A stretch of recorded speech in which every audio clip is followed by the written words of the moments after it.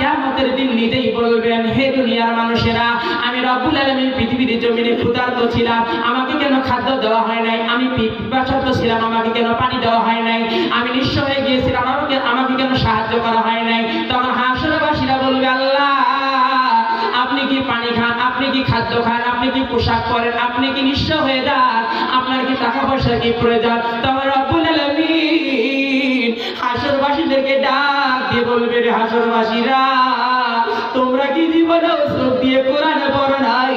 আমি আল্লাহ কোরআনের মধ্যে ঘোষণা করে দিয়েছি, ওয়ালা ইয়াহুদ্দু আলা তাআমিল মিসকিন। আল্লাহু আকবার। আমার রব্বুল আলামিন বলেন, ওয়ালা ইয়াহুদ্দু আলা তাআমিল মিসকিন। হে হাসরবাসীরা, তোমরা যদি কোনো ইতিম মানুষকে, তোমরা যদি মাদ্রাসার ছাত্রদেরকে, তোমরা যদি গরিব মিসকিনদেরকে যদি তোমরা খানা খাওয়াইলে হয়, সেই খানাটা আমি আল্লাহকে খাওয়ানো হতো।